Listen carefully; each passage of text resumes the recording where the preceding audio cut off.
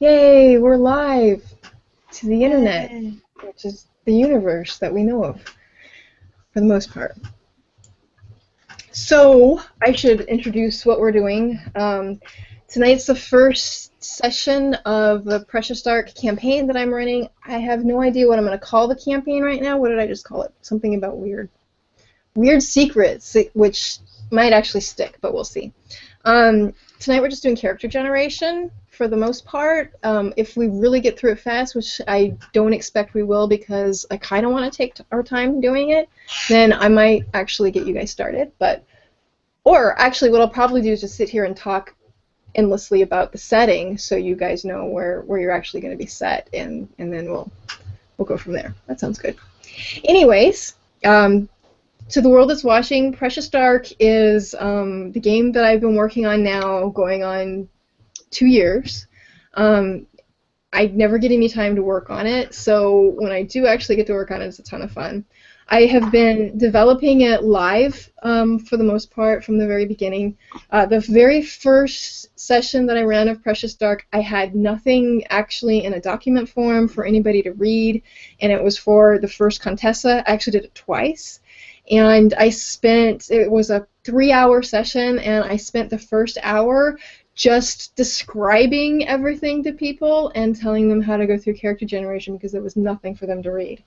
And while I was doing that, I was simultaneously creating the actual adventure that they were going to run. I had to go on, and I made a random cavern. Sarah, were you in one of those? If it was in the first Contessa, yes. Yeah, I made that, like, the first session that I did while I was talking to people and getting them through character generation. I made this real quick map off of one of the random map generators on the internet, and then I just kind of scribbled in different places what things were where, and then I just ran them through the adventure, and it was a ton of fun. I mean, people made some really, really interesting characters, so it was really kind of cool, and I learned a ton. Since then, I ran it twice there, and then I ran it at last year's ConTessa, and kind of at the same time that I did that, I was running it I had a very short-lived campaign because I got laid off, but it was a group of all guys, which, believe it or not, I have never actually run a game for a group of all guys. There's always been, well, when I was young and there were only two other people in the group, and they were guys, but this was like 4 or 5, I don't remember how many, and it was different. It was actually quite different than anything I think I've ever done before, and it was fun. I liked it, but they all did a great job, made really cool characters. So the world that Precious Dark is in is a post-apocalyptic Earth that's set in, I don't remember what year, I said like 21 something. The entire outer surface of the Earth is really unlivable. And the apocalypse that happened, it wasn't like mini apocalypses where one thing happens and the world comes to an end, but like everything happened over the course of about a decade, and it just started getting worse and worse and worse and worse, and nuclear stuff, and I don't know if it was like war actually, or if it was just accidents, but natural disasters, and just everything went wrong over the course of about 10 years. And humanity, realizing that they really wanted to live, decided that they were going to go underground, as most post-apocalyptic things end up. And they had to decide who was allowed to go underground and who wasn't allowed to go underground, all that kind of fun stuff. So what ended up happening is there's scattered throughout the country, there's bomb shelters, and I mean some of them are really, really big too.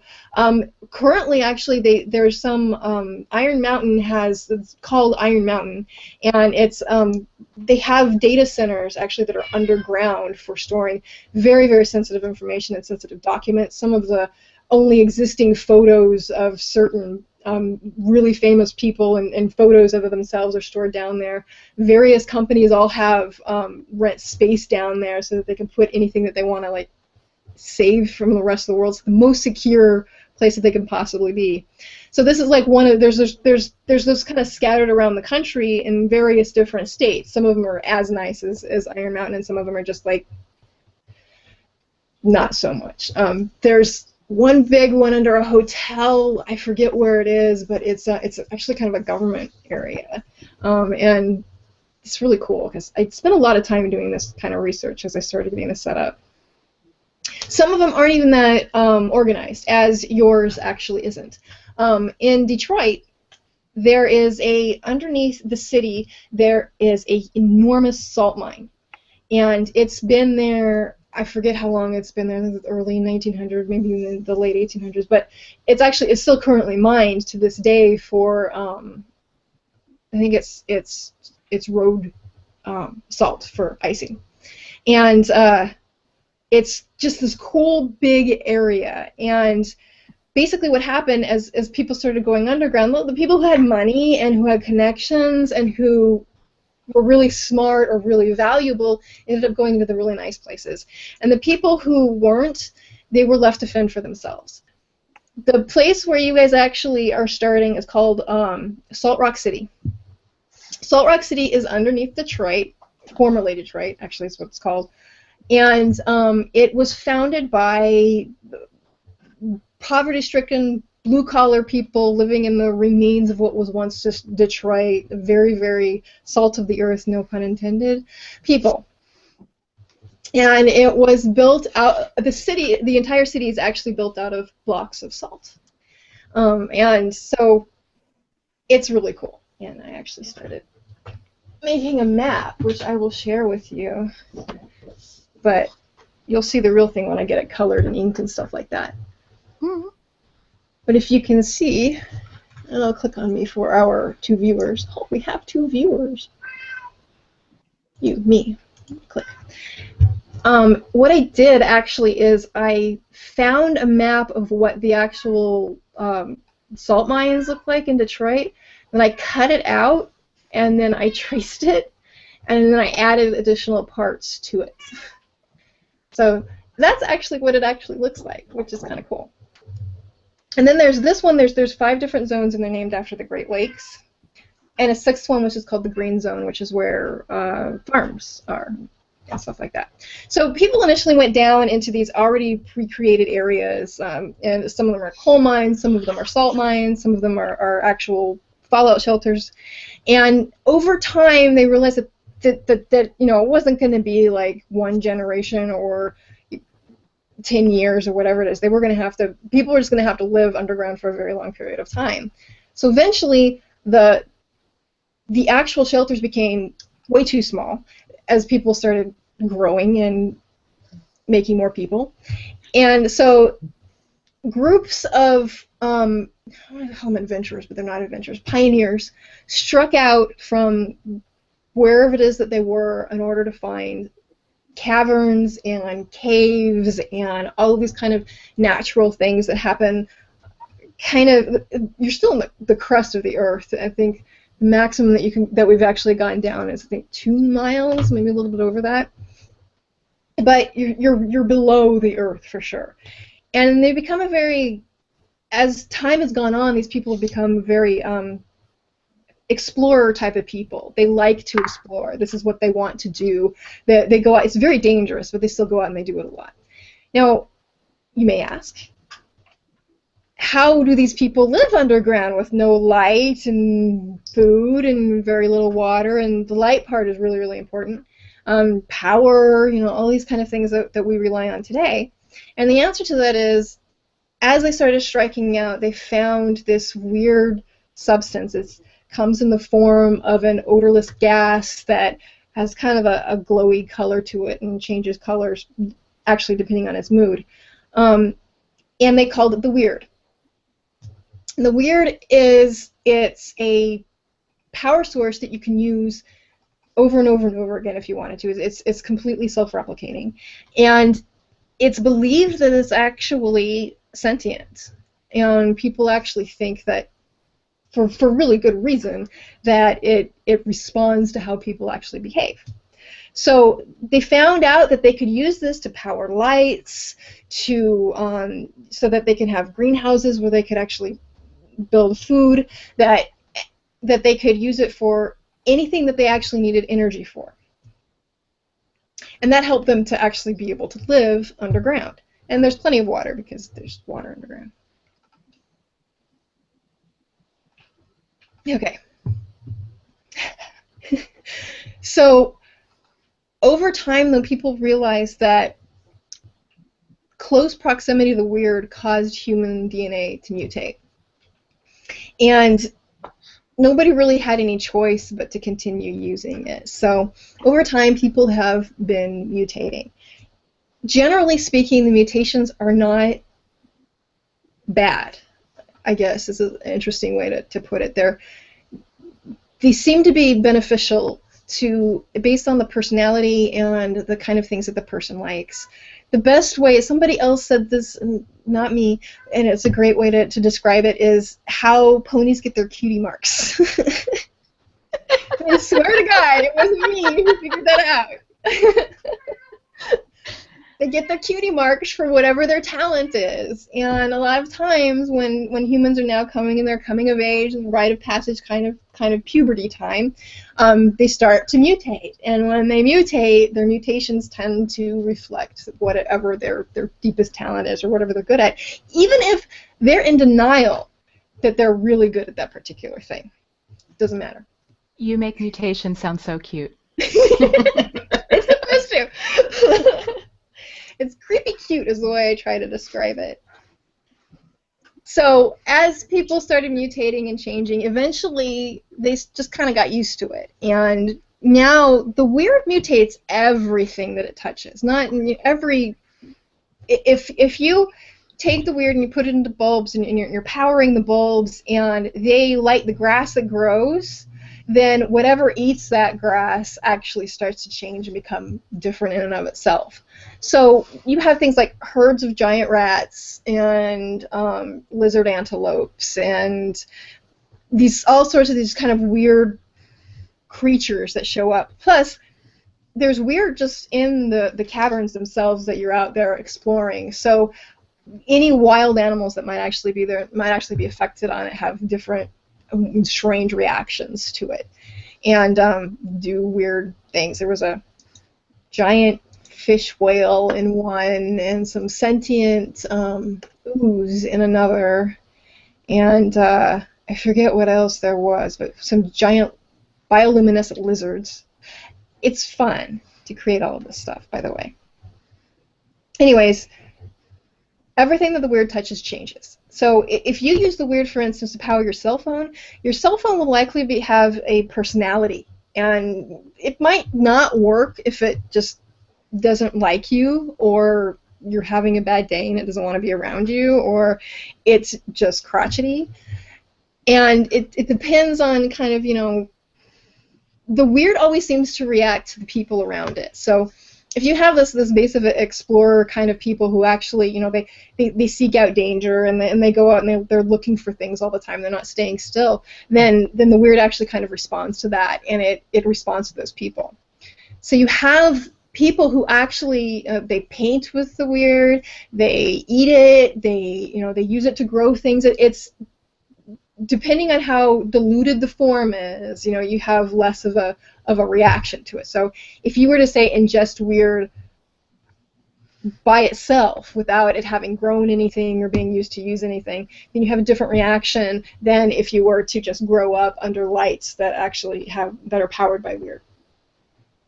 So you've got that kind of thing going on. So where you're starting is, I think it's about 150 years after the first pioneers set out into what we call the dark, which is the caverns, the entire cavern system underground.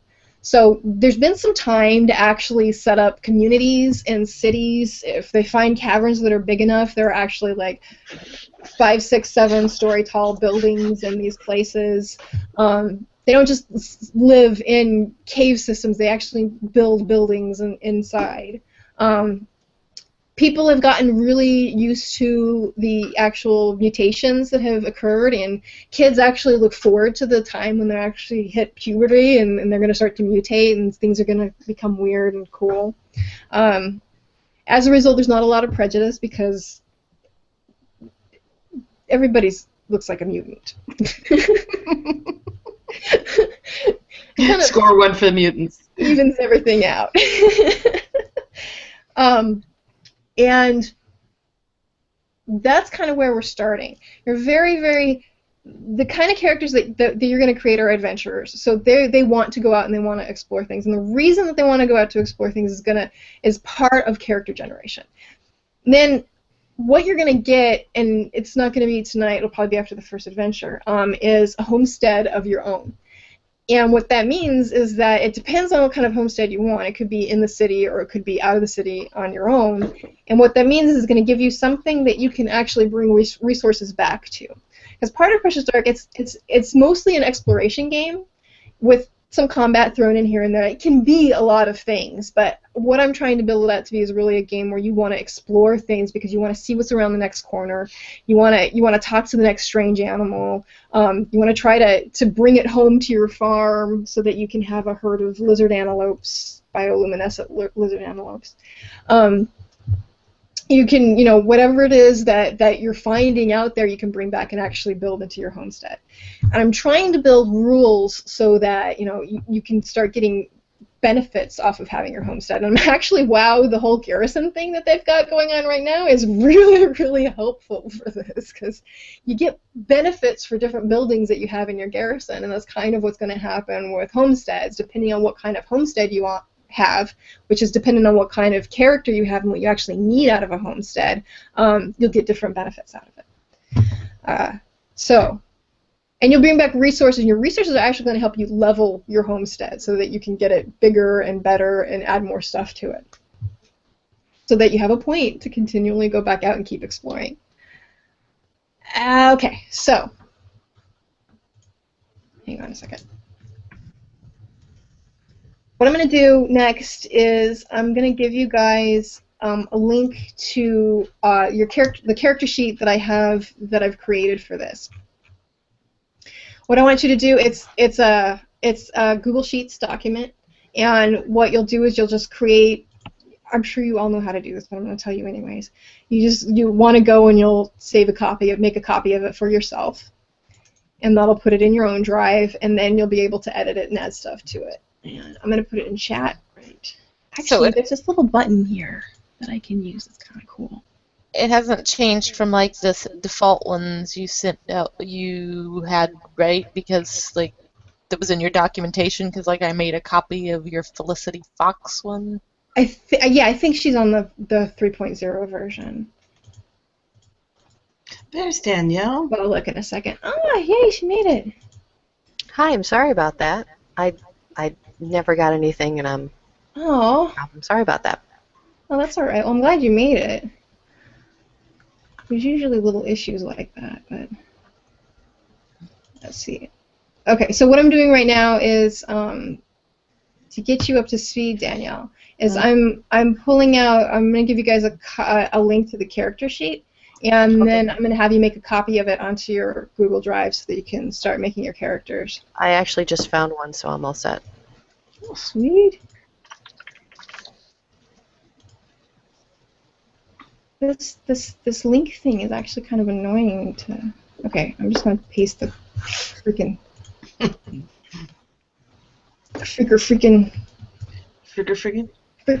Here we go, into the chat window. If you don't already have one. Oh, that's kind of cool. It makes a little. Yeah, it makes a thumbnail now. I noticed that recently. Kind of neat. Look at all the little animals that are showing up in this thing. An anonymous beaver, and a rhino, and a gopher, and a llama. It doesn't actually show me as me. That's weird. All right, so we'll make a copy. Yeah, that is a little weird. Yeah, make a copy of it.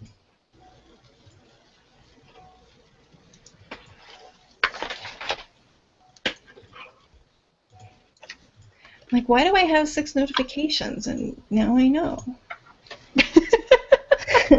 Oh, Google. Sarah doing your job. All right. All right. So, does anybody need a link to the documentation? I do. Okay. Let me make sure that Felicity is... Felicity, are you going to actually play Felicity? No. That was weird. I've never seen anybody use my name for something before. And it was way before I met you too. I mean, like months before. I was just, and it's a fox. And it's Fox. I don't know how this happened. Can't I argue with forgot. Yeah, that one's fine. If you use that one, you're fine. I think. Yeah, you've got pets and stuff, right? Okay, where's the documentation? Okay, so there's a character generation document, and there's an inventory document, and there's the whole document. What I'm going to give you guys right now is just character and inventory, because that's all you really use. It's really short, too, because it's the shortest character generation ones you've ever read. It's 2 pages. Excellent. So I assume, unlike some GMs who will not be named, you're not going to swear to kill my pet right off the bat.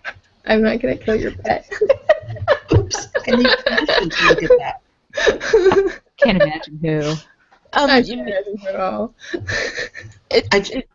I just requested permission. I didn't have access to that document. Oh, really? Same, I was about to say it's not shared publicly or whatever. Oh, okay, hang on a second. I think maybe I could do the wrong. Wow, I totally haven't shared it. I'm so sorry. I'll try it again. Tell me when. Okay, try now. At least the character generation document. I'm doing the inventory document now. There. I got it. It worked. Okay. Hopefully these are the same. Okay, and inventory should work now too. That's not your game. Okay, what is it? It's paying work. Let's see here. Oh! I don't pay for anything, so. Aw, that's okay. There's slight differences in this, in these documents than what I changed. I originally had currency was coins made of cheese, which I thought was kind of cool. They're Parmesan cheese, nice hard cheese, salted. It's really hard, like a wax around it, and it was a great idea. But people thought it was too cheesy, so no pun intended. No. So I changed it to dark credits, and I should probably explain that a little bit. I think I like cheese, actually. Can I just use cheese? I like the cheese. So the money that you have is actually the amount of weird that you have available to you. So it works as 2 things. It works as your power source for everything that you want to power, from your laptop to your home. And it also works to actually buy things with. Plus, Precious Dark has a pretty big barter System. economy. That's a barter system. Thank you. That's the word. I try to make it, and I should tell you guys this so that I try to make it so that every NPC that I create has things that they can trade. So if you have something you want to trade for, you should probably think about asking them about it each time that you see one. That's kind of a GMing rule that I'm trying to throw in there, is that every NPC should have something interesting that they can offer you guys. That might be a map to a new unexplored cavern. That might be a weird pet. I think I had one of them had a talking parrot, not like parrots normally talk, but like it was me. And and I think one of them had a bag of sandwiches or something like that. So it can vary between really cool stuff and not so cool stuff. I remember one of the groups went through. It was the guys. They went through and they went through one cave and all they found was crystal. And they got out and they got to a rest area in the tunnels, and they had an opportunity to trade it for something else. And they tried, and they ended up trading it for a bag of sandwiches because they rolled so badly on negotiation. Wow. It was like a ton of crystal that was worth a lot that they got, a bag of sandwiches, and I think a map. It was funny. Things like that happen in Precious Dark, by the way. So I try to describe it as being kind of creepy cute in a kind of way. I like it to be kind of lighthearted, but you're dealing with a very, very dark subject. I mean, Okay. frankly, I'd trade for a bag of sandwiches. I'd probably trade cheese coins for a bag of sandwiches. I mean, Yeah, it really? depends on the I cheese. trade regular coins for a Subway sandwich, so that's not so weird. I kind of feel like if you had different kinds of cheese, they could be different denominations. Like cheddar might be like 100. No, I'm taking it. Yeah, Alright, that's but- being a mouse hunt, though. And I'm ready to party. Oh, I mean, what can I say? I'm enthusiastic about cheese. I don't blame you. Cheese is a wonderful thing. In New York, there's been a series of ads for our grocery delivery service, and one of them is big, praise the power of cheeses, Hmm. which was a very popular one with a certain part of the population. Praise Demographic. cheeses and so forth. Oh, wow. I All right. was gonna say, you guys are making me kind of hungry. Me too. I We're haven't gonna had do dinner this yet. every time. May have to end up eating and gaming at the same time. All right. Did you all have copies of your character sheet set up? Yeah. Mhm. Hey, Stacy. Huh. Can I want to try to get the camera running. Can I hang up and then get another invite to come back? Oh, yeah, no That'll problem. work? Okay. Yeah. Hopefully it'll actually invite her properly this time. I saw her hanging out on G Plus Okay. in one of the game pages whenever I was tweeting your name everywhere. So I'll keep an eye out in case she. Stacy, I'm going to find in my dice bag the weirdest D6s I have. The weirdest? Yeah. Like I have the Cthulhu ones, and I have the sort of steampunk ones, and I have the itty bitty ones. My Cthulhu ones always get a little bit of attention. The only trouble with the Cthulhu ones, I love them, but the They're kinda numbers hard are to really read. small. Yeah. But that's okay. Do I have to put my reading glasses on for these? Yeah, you'll want D6s for this game, by the That's my favorite little bitty one. It's very tiny. way. I Oh, only yeah. have one? I'll What? use my unicorn awesome die. Wait. I'm not looking. Let me see. Unicorn awesome. Excellent. I actually wish I had gotten more of this one. No, it says adventure. Unicorn adventure. This is appropriate. There you go. You'll also be using other dice, but key roll is going to be D6s. Okay. I You can have- use a D4, D6, D8, D10, D12, or D20, which is pretty much the whole range. I have very, very, very plain dice. An ass load of dice. I mean, they're kind of shiny and pearly, like if you see them up close, but I don't think that probably captures. I got so many dice at Gen Con that I haven't used them all yet. I've only used two. No, two sets, and I got like 6. I should pick another one here. That one. Please. Do you have a set of pony dice? No, I do not. Oh, we have to fix that. Yeah, I was just gonna say. I have a Hello Critten die though. I think that's what that's Hello Critty or something like that. It's adorable. I have Treasure Island dice from Las Vegas too. Those are fun to roll. So, Hi. what do You can see Danielle now. welcome back. Oh, hey, you made it! Yay! Sorry about that. Okay. Focused. What are we talking about? You gotta. I'm looking at dice. I have dinosaur dice. I have cow dice. I have doggy dice. Wow. Wow. Awesome. Can I see the cow dice just for reasons? Does it have they're anything to do with cheese? Possibly. It's a precursor to cheese. It's a white dice with brown spots and a cow for the one. I think it's pretty fun. Oh. Very lucky. I have an interesting okay. guy. I'm getting to the point where I have design points. All right. Okay. The first things. Wait, you're not.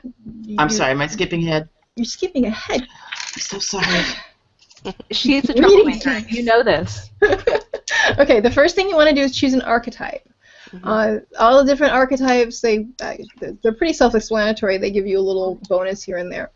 The most interesting one, well, I mean, they all have their benefits and things, but the weird one has a little bit of an extra touch to it. Weird ones they're kind of disconnected from reality a little bit, that makes them able to communicate with the weird a little bit better. So they get a free D6 in Weirdcraft, and they can use some of the special skills at a discount, so that they can do stuff with the weird, like spontaneously, that other people really can't. But they're kind of crazy because they eat weird in order to do it. So you have the shy one, which would be Fluttershy. The dense one, which would be Derpy. The mad one, which would be Pinkie Pie. The heroic one, which would be Rainbow Dash. I don't know who the bumbling one. No, that'd probably be Derpy. The clever one, which would be Twilight Sparkle. The creepy one. I don't know if a creepy Ponies aren't creepy. Wait, no. That's Luna, the nightmare. She's creepy. And the weird one could also be Pinkie Pie. And the cool one, which could also be Rainbow Dash. So, there you go. Ponies to archetypes. That way you can pick an archetype quickly. So, have you guys chosen archetypes yet? I have. You have? What did you pick? I am the mad one.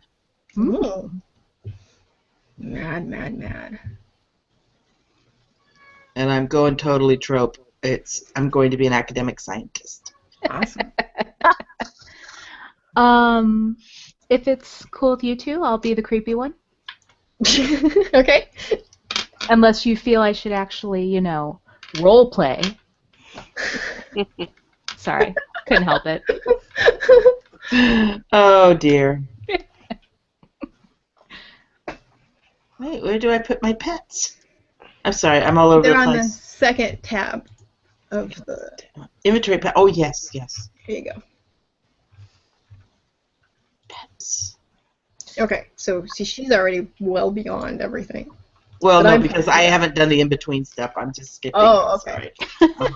I just thought all of a sudden I thought, I want pets. I want pets named Sherman and Peabody. I'll go with the clever one, I guess, since the weird one's already been chosen, and the mad one. All right. Does that mean everybody has theirs? Danielle? Okay, Felicity chose The which clever did you- one. Clever. So Felicity's I'm going to go with cool. All right. Okay. Did somebody actually pick a weird one? I thought we had a creepy one, which isn't quite a weird one. I didn't see creepy as an option. It is there. Wait, I might have removed it. No, I have it. I Unless have you it. You're have looking a at a different different document. document. Oh, Because okay. I'm a dork. Ruh-roh. I could be the weird one instead. Because Whatever they you- both. Actually, I think I got rid of the creepy one and rolled it into the weird one. Then I'm weird. Okay. I think that's what I did. I was waiting for Because Ethel it to make a sounds joke. like something that I would do. Here, I'm going to share with you the whole document, since I think I actually made some changes to the whole document that aren't reflected in the individual documents. Paste. Enter. Okay. I love the little thumbnails. I know, that's cool, isn't it? Yeah. Okay, so go to character generation. So if academic has already been claimed, can I call dibs on artist, please? Sure. Okay. I Because would like to try a maker. Mm-hmm. Oh, cool. The creepy one is still in this one, too. It exists. Creepy runs like sense weird. Weird ones use weird. So it's up to you as to which one you want to do. I'll go ahead with weird, because I imagine that being able to explore how the weird craft works, we'll be good. Yeah, that actually will be really good for this campaign. So, yeah. All right, so Sarah's the weird one. Ethel's the Mad. I'm Mad simply one. mad. right, mad. Felicity is the clever one, right? Yeah, Okay. I'll go with clever. Are you sure? Well, I'm not. I always have the hardest time like with this. I could like spend hours just like bumbling over which archetype to pick, even if there's only like 4 archetypes. They're being like, bro, but I can't cast. But on the other hand, I can't stab things. So don't take my non-committal attitude there as anything other Okay. than me being indecisive. Okay. And Danielle is the cool one. Yeah, completely off type for me. I don't know, you sound pretty cool. Yeah. I'm so not cool. But I'm gonna try to play cool. That's a lot easier than being cool, right? Oh, hey, that's why I'm going with clever. I'm trying to roleplay here. No comment on my choice. All right, the second step then is to choose your primary and secondary livelihoods. Your livelihoods mainly determine why it is that you're going out into the dark and looking for crap. So you have a primary and a secondary one because your primary is it's like a major and a minor almost. Your primary one is the one that actually earns you money all the time, and your secondary one might be something that you don't use nearly as often, but you know some stuff about, like a spelunker / healer makes a good combination because it's basically somebody who knows how to navigate caves and then knows how to fix the problems that happen when you navigate caves. Mm. So this is sounding more and more like real life.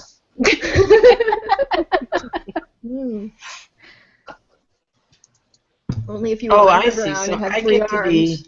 and a 3rd eye. I get to be a academic scientist is my specialty in academia, but then I get to choose a second one as my Correct. other thing. You gotta Okay. go with farmer. Farmer. Yeah. Had some farmers in the first game. It was actually fun. They did some really cool stuff. I like that a lot. A mad scientist farmer, come on. So can I be? That would be pretty fun. You can actually is. It's between farmer and technologist, because I think a mad scientist making gadgets is pretty fun too. I think I'm going to have to go with technologist. All right. Just because I love the word gadget. I was gonna say a technologist artist because then I could make pretty gadgets. All right. Do it. You guys, you can't overlap. It's I know, okay. but I'll be a farmer because then I can raise mad scientist things and livestock, and I can make weird animals and. You can actually make a chicken with 6 legs because everybody wants a drumstick. Make a chicken that's got nuggets on it. Although the Plucking All it is a nugget. It's like a nugget with a beak and 2 legs sticking out. Oh wow. Okay. But clearly, we should never let Solange near the mutation machines. Really, you should. It would be fun and productive. Do me a favor and share your character sheets with me when you get a chance. Yeah. And if you don't have my email address already, here it is in chat. Is it Demoness? Yep. Okay. Demoness. Because I'm not looking at it.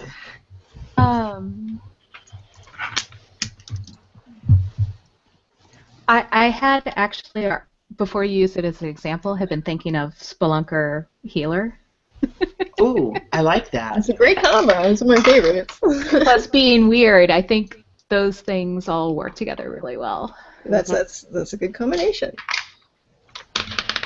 One of you should probably be a traitor, as either primary or secondary. Doesn't matter. I'll take it as secondary. Okay.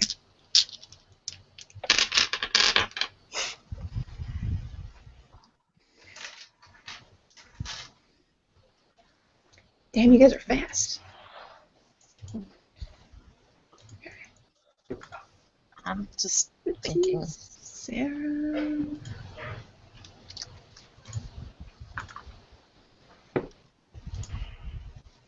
Oh. And Danielle. So we haven't really done a lot of introduction kind of stuff, except I introduced Felicity to Sarah, and then we just all kind of went crazy. So Felicity, this is Ethel, who goes by Solange as well. Danielle is brand new. I don't know Danielle at all, so she's fresh to this group. Sarah and Ethel are both ConTessa staffers. Felicity's a good friend of mine, and you're new to the group, which is really awesome. Yay. Well, my husband saw you post and he plussed me in, and so I thank him. That's awesome. He's good. Super awesome. We lost Ethel. Surprising, but Well, I know my familiarity with Danielle is through her game, Oh. even though I've never What game actually is gotten a that? chance to play it. you know what? Sarah, you were in that hangout conversation Yes. that talked about it. Hi, how are you? I knew I recognized Oh, you. wow. That is so cool. Yeah. That was was that from ConTessa? No, that was the AetherCon, Okay. Wow. Okay. because I get around. Maybe the EtherCon. But yeah, we talked about, I'm gonna mispronounce it because I'm not good at pronouncing things and I'm sick. Heijimatsu. It's Kagematsu. See? Oh, yeah. Yep. I know that game. Mhm. That's awesome. Yeah. And I've heard such good things about it, and I'm dying to play it, and I just haven't had a chance. So, someday. Wow. Well, Well, you know, we'll be running some ConTessa. We're going to be running some ConTessa events very soon, where I'm forcing you guys to come up with dates on Sunday. So that sounds like a great time to run it. yeah, let's do it. Yeah. Awesome. Sweet. Yeah, I actually wanted to do ConTessa this past year, but I got this precocious 3-year-old who gets sick, and it didn't work out. But Oh, that sucks. I'm all on board. So Well, we're doing we're now doing like events, smaller events, several times throughout the year, so it should be easier to actually get involved in stuff. yeah. And if you miss one, it's not like you have to wait another year for it to Right. come back. I may be drawing a 6-legged chicken. But I want you to take a picture of your notes and put it in the event images when you're done, Sarah. no pressure. All right, so where are we? Everybody's got their livelihoods, right? Yeah. Yep. Sweetness. Okay. So your next step is to use design points and actually create your character. Okay, so your genetic traits are basically the basic whatever 6-7 stats that you see, 6 stats you see in a lot of D&D games, only I renamed them to make them more interesting. Clever, alluring, tenacious, strong, tough, and nimble. So clever is not just smarts, but it's how you use your smarts. Alluring is not just whether or not you're pretty or not, but it's your charisma, basically. It's how well you can get people to do what you want them to do. You're alluring. Tenacious is how it's mental fortitude. So if there is anything that has mental attacks, that would be kind of what you would use to actually defend against that. So the top 3 are all basically quote-unquote mental kind of things. They're not physical things, I guess is the best way to put it. The next 3, strong, tough, and nimble, are pretty much exactly what they sound like. It's how strong you are, how tough you are endurance-wise, how much you can take. It actually goes into your health a little bit. And how nimble you are, which is like this dexterity, and how quick you can do things and how well you can do things. One thing I try to actually encourage people of is there's several different types of these kind of things. You can be clever in several different ways. You can be alluring in several different ways. Tenacious, strong, tough, and nimble.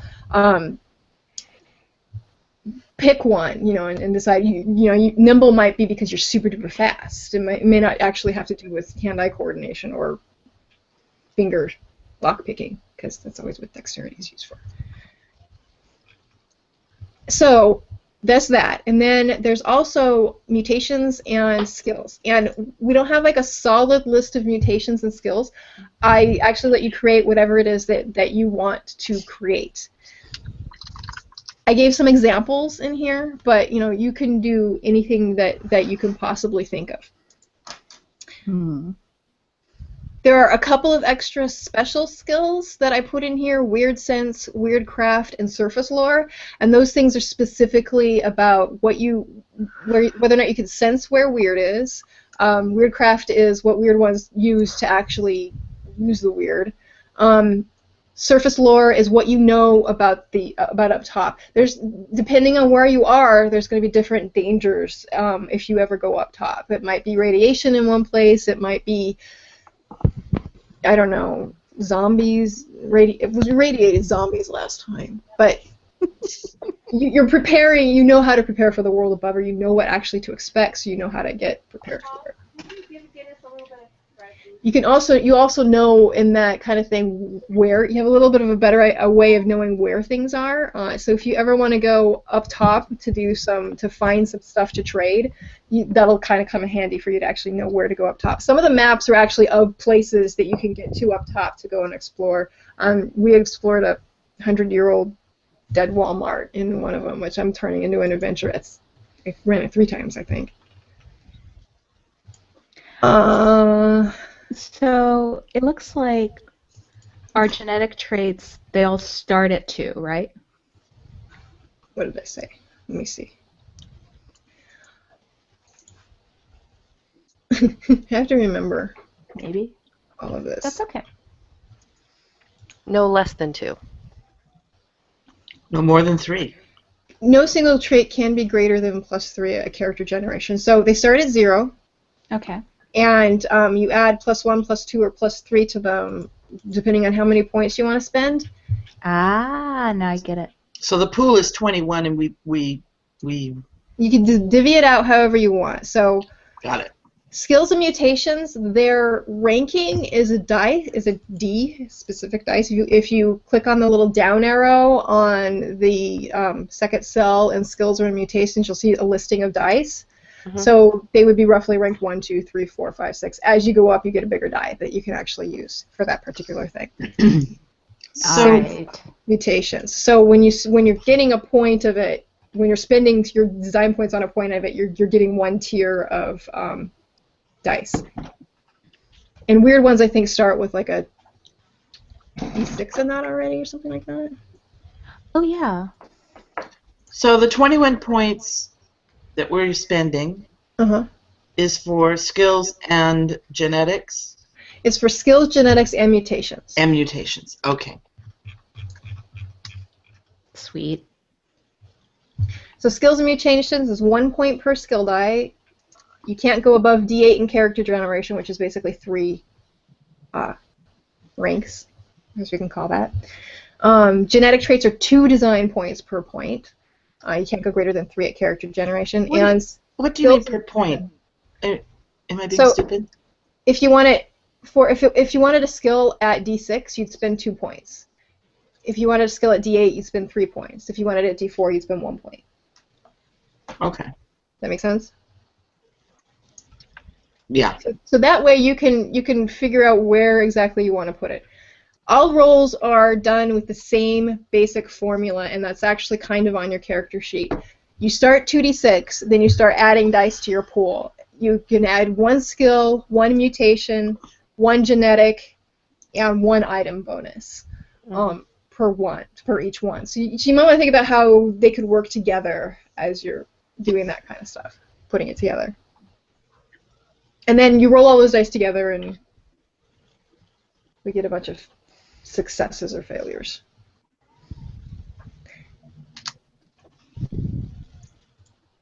So that way you can decide if you want to be heavy skills, heavy mutations, heavy genetics, and go back and forth between all of them.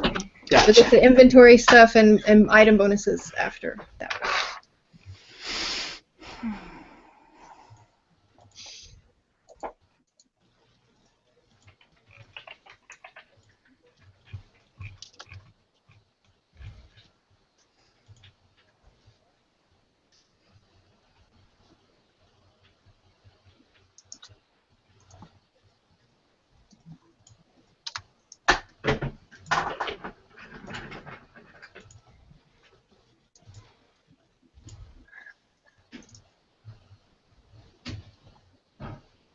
2.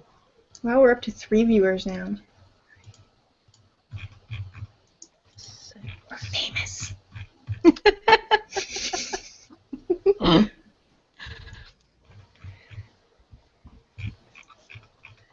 So, just to clarify, do you, like, item bonuses, like, when and where does that happen? Which one were we asking about? Your item bonuses, those come later as you get items, right? Yeah. You start out, I think, with like 2,000 dark credits, and then you can spend them on whatever it is that you want.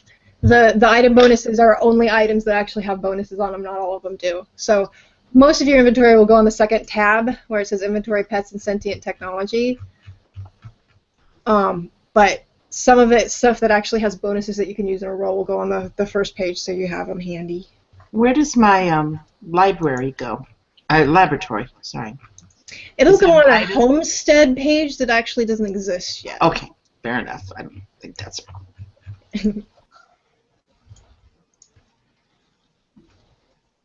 problem. Interesting. There are swallows that live in caves.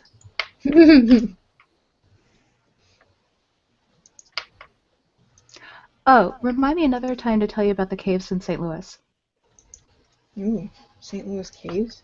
Uh-huh. It's really cool. Okay. Yeah.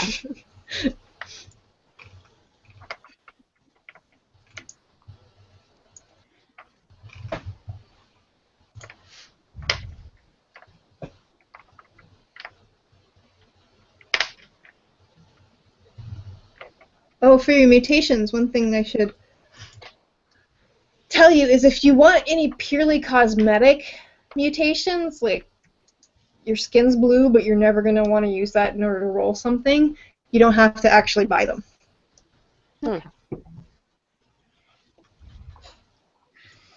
And you will have opportunities to earn new mutations in the game. Okay. Especially if you're a weird one and ingest a lot of weird. There's actually a way you can resurrect people using weird, but when you do it, they take a mutation, and depending on whether or not you pay weird points, which I'll tell you about in a minute, if you pay a weird point, then you get to pick your mutation. If you don't pay a weird point, then the rest of the group gets to pick your mutation for you. I'm always going to pick that one. That sounds like a lot of fun. Oh, and if you want to gain a weird point from it, I get to pick your mutation. I'm going to explore all of those options. So it says for weird craft, like unless you're a weird one, it's 2 times the divine points. So if I wanted a D4 in that, then it would cost me 2 points, right? Right.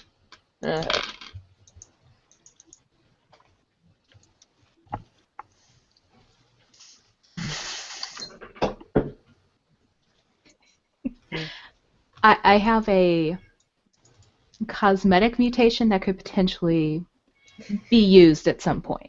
Well, if you ever want to use it, you have to buy it.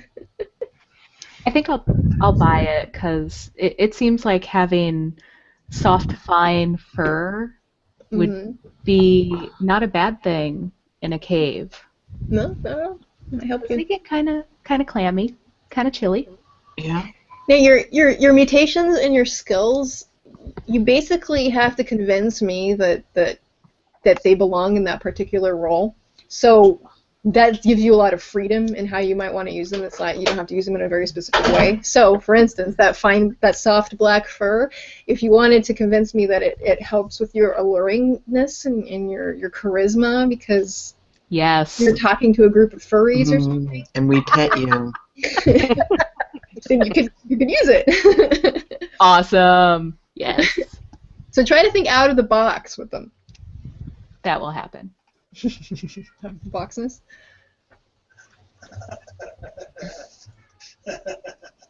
Okay, so I'm sorry, y'all are gonna have to bear with me because I'm really, really slow at this stuff. You guys are going all at the same speed, so don't worry about it. So is there like a list of mutations, or do we make them up? Same with the skills, or what? You make them up. Oh my gosh, I have options. Yeah. This is scary. This is freedom I didn't expect. I give an example list in character generation, but you can do whatever you want. Just keep in mind it's basically your cutie mark. So if I wanted to make a character who could understand any foreign language because I've mutated in my brain to be an instant translator, Yeah, you can do that. is that a skill or is that a mutation or is it both? It's a mutation. Okay. If it were a skill, it'd be something like linguistics. And, Right. That's why I wasn't sure if I had to take both. But yeah, no. Okay, I like my mutations. I got to work on skills. I want to do something a little different. I got 7 more points to spend here. Translation brain.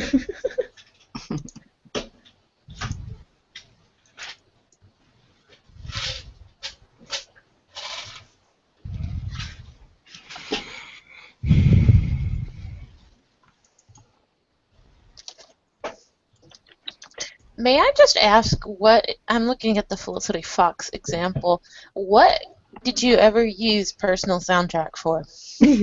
Personal soundtrack came up because I actually created this character before I statted her, and she walks into the room, and if you look in on the second tab, you see a picture of her at her lemur.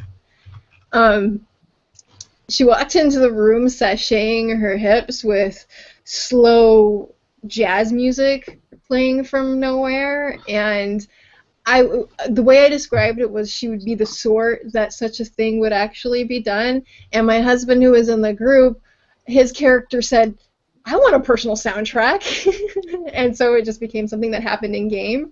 So I made it one of her mutations when I actually made her the character. So I didn't actually use it any times that we played it, but what I would use it for is as if I was making a charisma related roll. Or if I wanted to, I could say that my personal soundtrack was heroic and it gave you all morale and gives a bonus for Like that. a bard. Yeah, like a bard.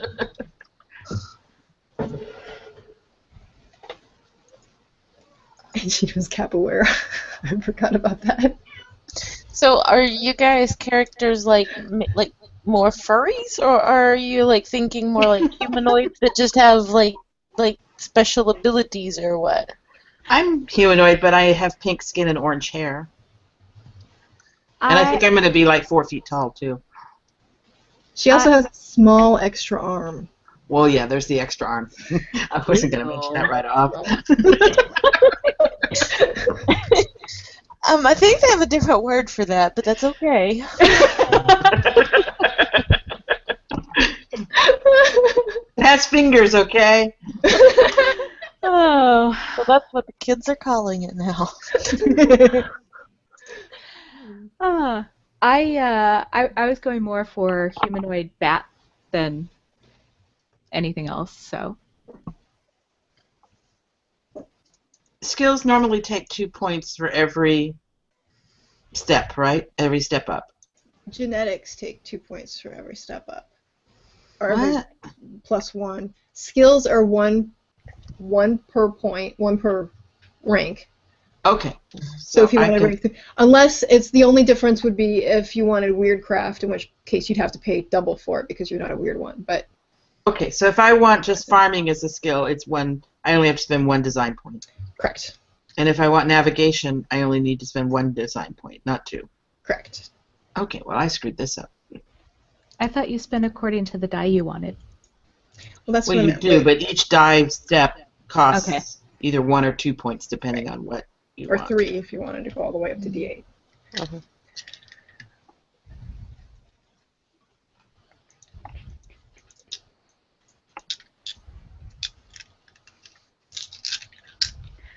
So it looks like, unlike a beginner character, is it okay to have some of your traits to be at 0? Oh yeah, they should. You should probably have 0 means you're basically average, at whatever it is. So your average smarts, average whatever. The bonuses or the pluses are actually bonuses to your rolls. So think of it as above and beyond the average. I like it. All right. I think I need some more skills. So when I'm counting how many points I've spent, Stacy, so if I have a 2 in clever, that's 4 points I've spent. Correct. Yes. Okay, got it. I just need to double these. Got it. I guess I need an actual like healing skill, right? Yeah, that might be a good idea. Medicine or healing, depending on how you do it. You can use that. So you're a weird one who's a healer. You can use that in whatever way that you want. You can be like a shamanistic healer that uses the weird directly, and you're kind of almost a magical healer. You could be a doctor who just happens to use the weird as part of your implementation. Or you could be just have first aid or EMT skills, whatever it is, and just do it normally without any weird involved at all, too. However you want to do it. Okay. The closer, the more direct weird you use in your healing, the more likely you're going to cause mutations in other people that you heal too. Which may make them more eager to get healed by you or less eager, depending. Well, you guys seem like a fun group. I'm sure it won't cause a problem. Hey, my boy likes his pretty face just like it is.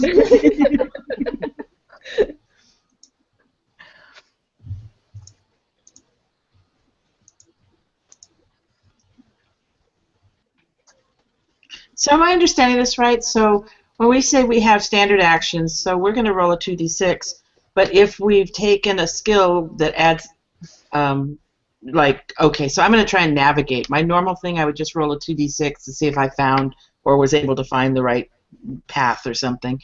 And then if I have if I spent 2 skill points to have a d6 level, I would actually then have a 3d6. That would be my normal roll in the bonus. Is that how that's going to work? Right. So okay. So it would go like 2d6 plus whatever die belongs to whatever skill you want to use. So or d6, you'd have 3d6. Plus, if you're using a mutation and you have to spend a weird point in order to use a mutation, which we'll talk about later, but if you're using a mutation, you add that die. So if it was a d4 example, you'd add a d4 to the pool. And then if you want to use your genetics on it, that's just a raw bonus. So after you make your roll, you'll get a +2 or a +1 or a +3. Got it. And then there's item bonuses too, which are also like 1, 2, 3, etc. But yeah.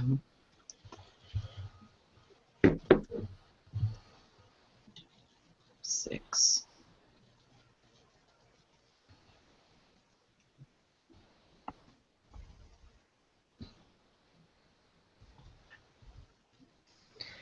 But for some of the research that I did for the inventory list, I spent a lot of time on sites for preppers. For what? Preppers, doomsday preppers. Yeah. Preppers. I thought you said peppers. Pepper sites. I kind of like those. Really? Yeah, the last time I was in St. Louis, we were driving somewhere with my mom, and we were like, "Hey, Mom, look at that car. You see that?" And she's like, "What is the zombie squad? What the hell is that?" Because the car next to us had this giant zombie squad sign on it. But they're a St. Louis organization that they prep, and they do it under the kind of fun guise like, well, in case there were zombies, we would be prepared.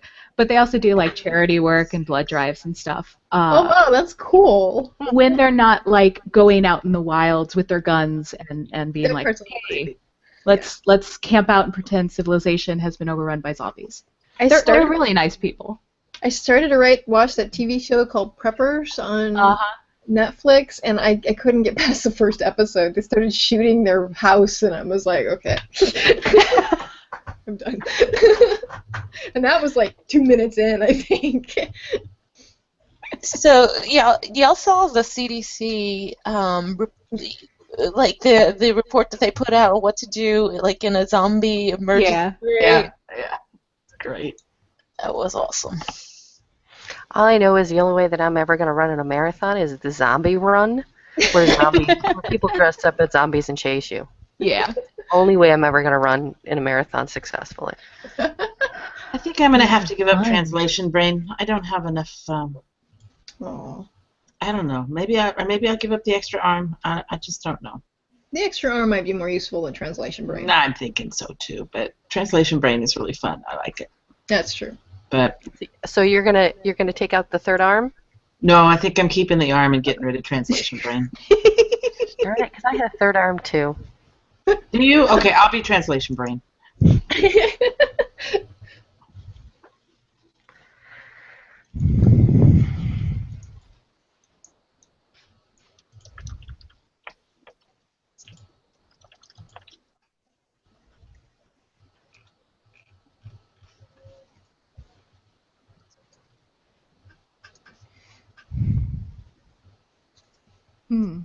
Spelonics is the application of communications and electronics to caves and caving. Do they talk about overland? You basically put an antenna up above that actually brings all of the signals down below, and then that antenna can connect to other ones that are all around.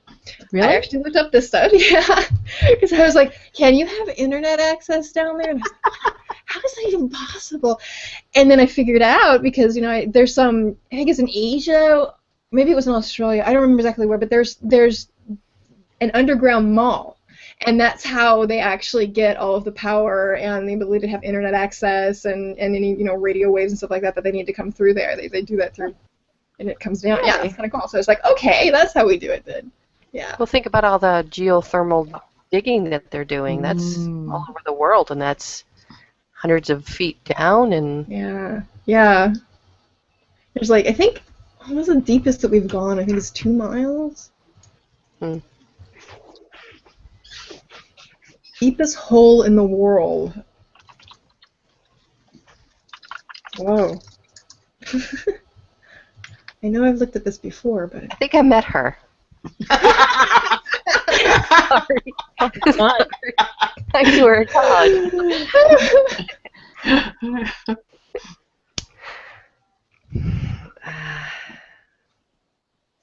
I'm having a hard time figuring out what sort of skills a genetically mutated artist would have. Welding. Glass? Pottery. Yes. you probably want whatever your artistic discipline is.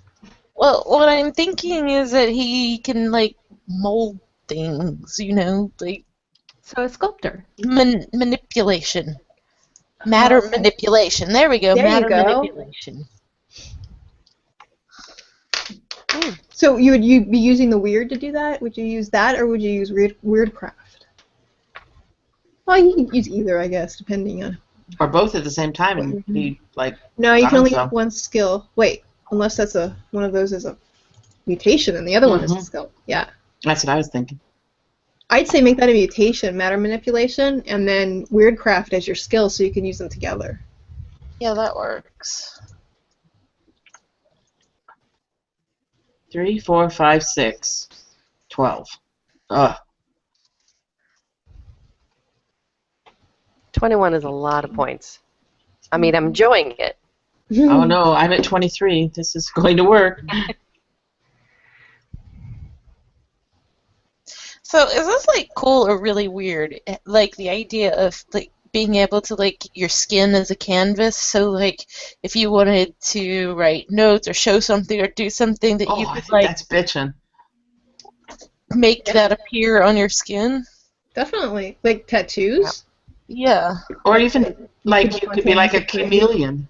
If you were trying to hide and there was woodwork behind you, your skin could just become the same pattern as woodwork. Yeah, Maybe you should have a forked tongue, too. I shall call it. I shall call it "My Body's a Canvas." I like it. So I like Ethel's and that idea much better. But there is a real life thing called dermographism. Yes, have it. I can do Me that. too. So What is that? I'm just gonna. Yes. What is Say- dermographism? It's a skin condition where your skin reacts to stimulus in a very odd way. It You breaks can- out in Comic Sans. Sometimes. Sorry. Technically, it's actually an allergic reaction, and Yeah. if you're taking like antihistamines and stuff, it actually reduces it. It used to be really bad, but since they've put me on a bunch of different stuff, it doesn't do it so bad. But I can write all over myself with my finger, essentially. Oh. And then it raises Wow. up. Like Yeah. you get a welt. Oh, God, that is terrible. I shouldn't make fun of it. But Oh no, I make fun of everything, so I can't So help it. just make it more cool instead of us going, oh, that's, oh. You know, make it cool, like, you know, you can roll through pages on your arm or something. Because it sounds like a horrible, allergic reaction, and you know, we don't want you to catch the hives every time. Well, I mean, it doesn't hurt or it doesn't do anything. It's just deep depth stuff on your skin. That's all. Wow. It weirds my husband out sometimes.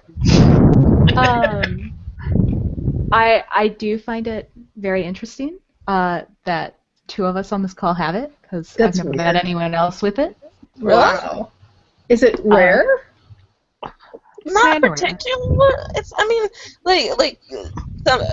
it exists on a spectrum according to my dermatologist. Like you can have like really bad or really not.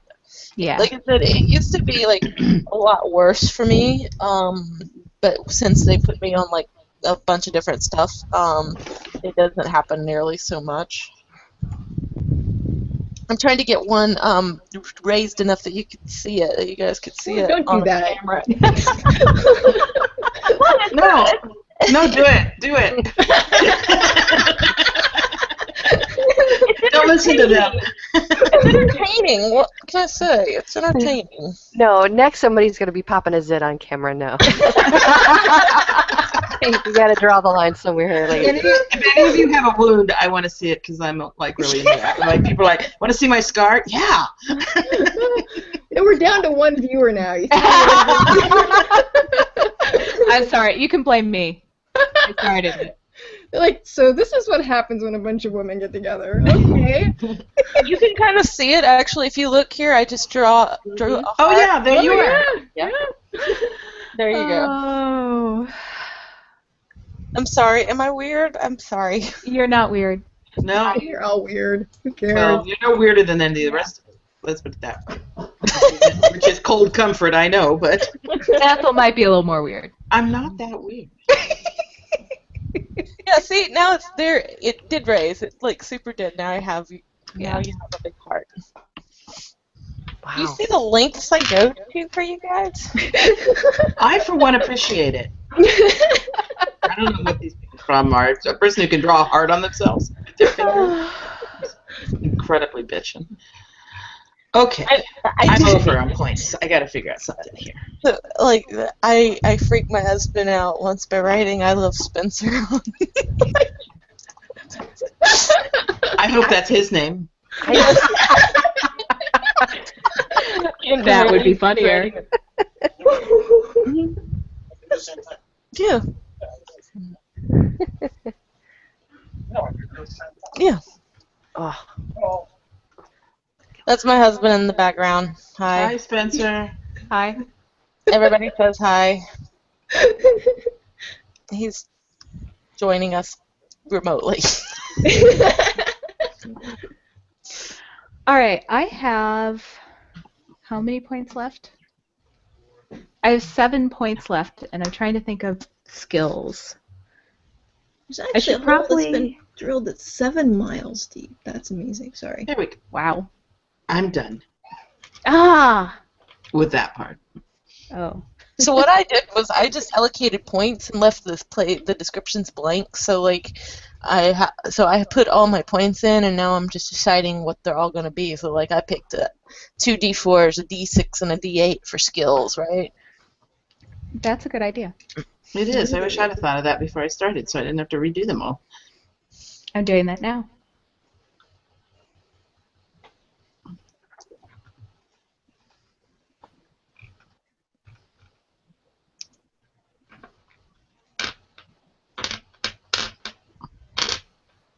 Okay. Right. There's math in this game. Whose fault is that? I don't know why I did that. Well, it's kind of cool, but that's beside the point. It's not a lot of math. You just have to add up the dice that you roll. Oh, no, that's is that a thing? Skills. Is folklore a skill? Sure. Yeah, that'd be a skill. Okay. I'm totally doing that. I know creepy stories. I sort of want to get weird extraction equipment and nothing else, but that probably is not a very smart idea. Well, I wasn't sure if like talking would help me come up with ideas for stuff to have. Yeah, so when you get down to inventory and shopping, you start with 2,000 dark credits, and then just look at the inventory list and buy whatever you want. You'll be doing a lot of exploring of precarious places, so you might want to have like some climbing gear, possibly. It's up to you guys as to what you want, but I'm just kind of. Yeah. Okay. You won't. I don't. In the beginning, at least, you won't be going above ground, so don't worry about anything like NBC suits or stuff that you might need to use to protect yourself up top. Okay. Yeah, the whole gas mask thing was very interesting. Okay, I think I've got my stuff filled out. Okay. You can tell me if I did it wrong. You totally did it wrong now. Of course I did! You don't know. I'm not going to count all of the points because... Wait, 4, 5, 6, 10. Stacy, do my math. I'm not going to do it. I'm not going to do it. 3, 2, no. When you go live with this thing, the character sheet's trust got to you. calculate. I've actually, since I've done this, I've learned a little bit more about how to do that. So your cuts are actually, and your bruises are actually, some of your health is actually done automatically. Yeah. So you have to change how much you have right now to match the other side, but it does that for you. Huh? Down where it says So, combat extras, weapon damage, armor soak, and health. yeah. You have 3 different types of health. You have cuts, headaches, and bruises.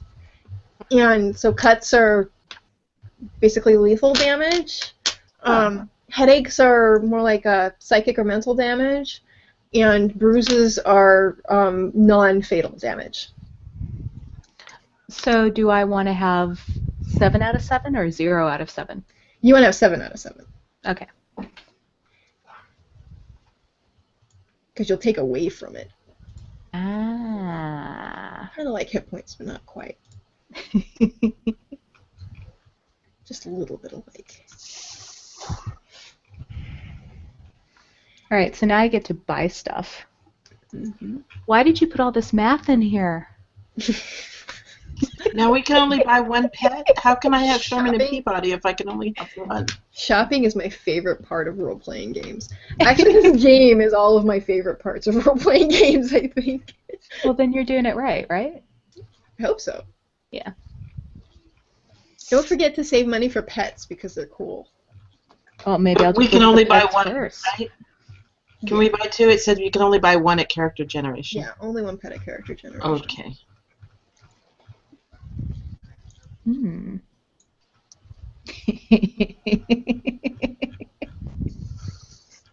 What does Wolverine count as?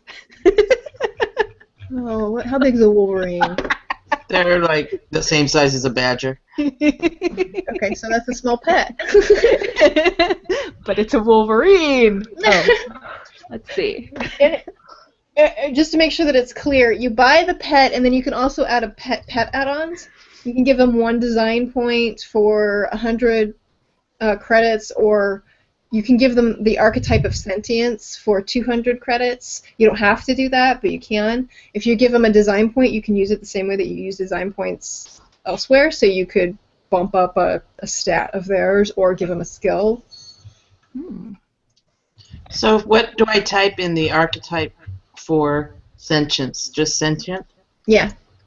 Well, actually, it's any of the archetypes that you want to use. Sorry, I forgot about that. It's any of the regular archetypes you can add to that. So that'll be the personality also that your pet takes on. That's really cool. Josh had a cool one, tentacled cat. So he spent a little bit on so that he could get a mutation, and so that he could get an archetype, and the archetype was a cool one. So the cat was cooler than the rest of the party. Oh my god, a tentacle cat. That's amazing. He had like tentacles coming out of his, which I've seen in WoW now, actually exists in the game. So he was just ahead of his time. And transportation is pretty wide open. I just made it be like 2 wheels or 4 wheels. Some of them had different ideas of what they are. A lot of everything that runs underground runs off of electricity, which is weird, essentially. So, but you can get 21st century vehicles, like gasoline vehicles, that you can turn into weird powered vehicles. So you can get like a 20th century even if you found like a. They actually the last group at one of them in the Walmart, they found a motorcycle, Harley, and they were able to drag it down with them and get it converted into a weird Harley that talked. Actually, it didn't, but it would have if they had more chance. That was a cool game. It was fun. I'm going to do some things that are similar in this one, but when you first started, Ethel, we were just beginning to explore this big open area. Mm-hmm. You guys are going to have some big open areas to explore. So, the bonus that you get for an archetype, you just put it on the pet's skills or somewhere? Correct. Okay.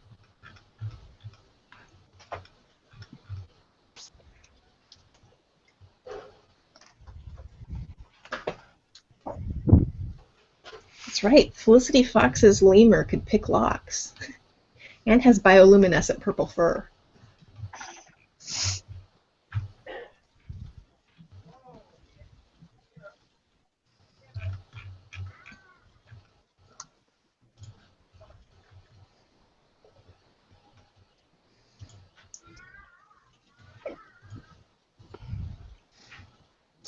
So does the archetype for the pets, do they get the bonuses?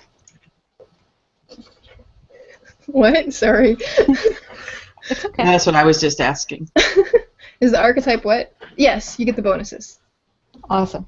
Just apply it to the character. Hang on a second. I'm going to turn my camera off because I'm going to eat, but I'm still here. Now I see that the question you asked was the same question I just asked. Sorry. It's okay. I was curious to hear the answer to make sure it was the same answer. So let's see. I could have a Wolverine that's a dense one. That sounds like a bad idea. Oh yeah. No. Brute muscle. Dumb muscle. That's what you need. I'll be right back. I was thinking of going a different way, but that would be kind of fun. Yeah. Although I was thinking of getting a ferret, so ferret or Wolverine? What are you getting, Ethel? I'm getting a dog. A bumbling dog. I'm trying to decide what breed. I'm thinking I don't know. I'm decided.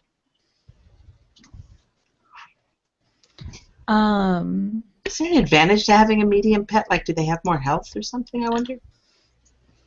That's a good question.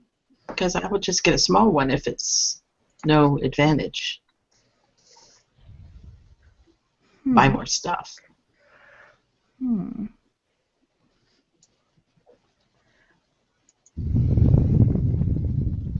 Yeah, that's something we're going to have to ask. I'm not sure. I mean, it seems like some of the animals will have natural advantages. Yeah, it does. Like if you wanted to go all out and buy a lion, as is one of the examples. So you could bite people. So I want a Savannah cat because technically that's a domestic cat, but they're like this. They're crazy. Yeah. So the question is can I sneak that in as a small animal? Well, I think that we need to know poundage here, poundage, because dogs can be anything from a Chihuahua to a Great Dane, right? Or a Well, Mastiff. a Great Dane is listed as an example of a large pet. Mm-hmm. So, is a So Savannah cat the size of a Great Dane? no. No. They're like, I mean, they're stretchy. They can They're made of elastic. Well, they're cats. they're usually technically they really are small. I mean, they're usually no bigger than about 15 or 20 pounds. And I mean, I had a That's what regular I cat. thought. Yeah, my regular cat was 17 pounds. I mean, just a Both my cat. regular cats are bigger than that. Yeah. So Yeah, so that's just a small, I would think. I'm thinking small by this list kind of is like under 25 pounds and under 20 to 60 something, or maybe even more. I don't know. It's pretty open. Yeah. So we were just asking, Stacy, is the size of the pet related to their health? Is there any reason to get a larger pet than a smaller pet? No, not really. Okay. Is it related to like their attack or anything? No. Okay, well, I'm buying a small pet. So a small dog would still be a small, like a Chihuahua would be a small, Yeah. even though Yeah, Chihuahua the would be dogs. small. Okay. Well, a Chihuahua might be a pocket pet because a Chihuahua would be a pocket pet, I think. Oh, a pocket pet. Yeah. Oh, like the little tiny fluffy teacup. If that's the case, I'm going to get a poodle. Because I also put ferret on there, and ferrets are bigger than Chihuahuas, sort of. Some. I don't think so. They're longer, but they're like ribbons, right? That is now going to be the name of my ferret. Ribbon. Ribbons. I like it. Ribbons. so my cat is cool. Awesome. You have a cool one, cat? Nice. That's it. He's a cool cat. Anyway, Stacy, you will appreciate that he is a Savannah cat named Rex. Nice. He's got a smart mouth, clearly.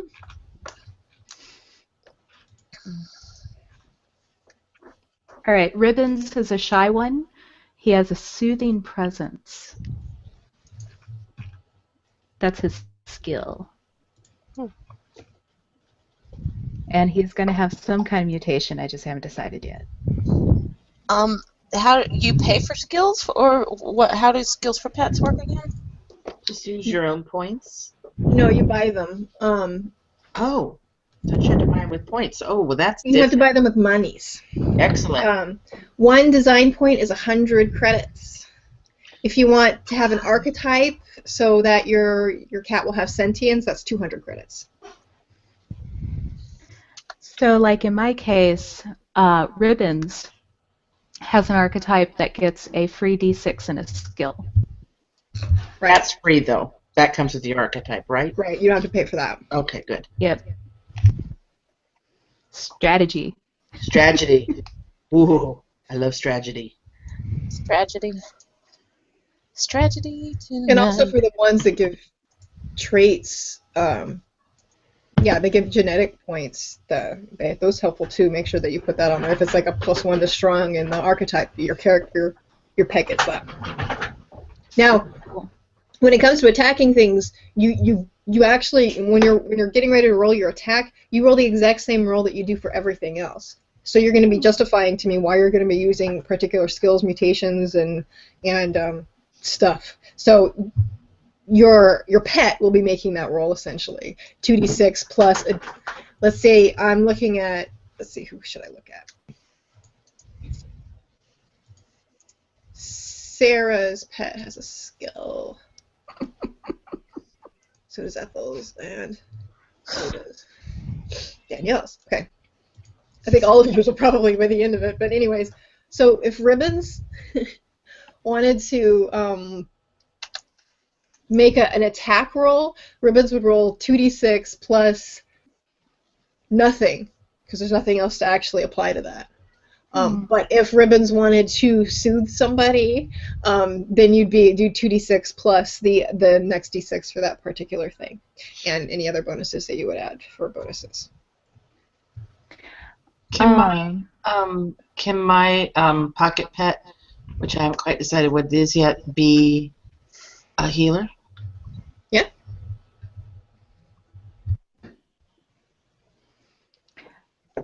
So, in order to mutate our pets, I love that we're all like, pets. I know. It says that it takes a weird point from me, right? Yes. So is that how I purchase the mutation? Well, no, that's your weird point is your fuel, basically. Okay, so for him to use his mutation, but in this case, for me to buy mutation for him is the design point. Right. Exactly. So 100. Right. And I now have what appears to be a cross between a ferret and an electric eel. Yes. Oh, nice. That's awesome. So could my cat be like a pig and be able to sniff out like sources of weird stuff? Ooh. Like truffles? Yeah. Yeah, totally. A truffle cat. I'm gonna call him a truffle cat. Truffle cat. I like it.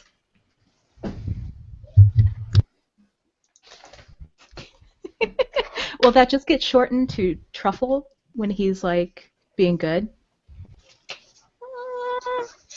How about just Truff? Truff?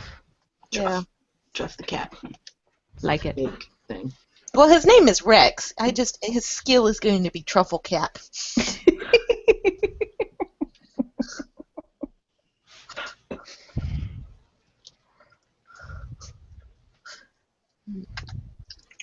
So, like, I've spent like $550 on my pet so far. Maybe I should buy some other stuff. Do we have to buy food? No. You're Okay. assumed to be able to get enough food. Okay. So it's the same rule for mutations, right? If I want my Jack Russell Terrier to be fluorescent green, I don't have to pay for that. Yeah, you don't have to. Okay.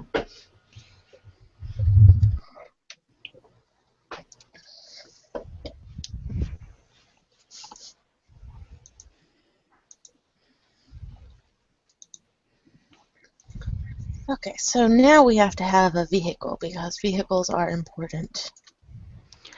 So are all of our traits fixed at character generation, or is that something that might change later on? You'll be able to spend experience points. Cool.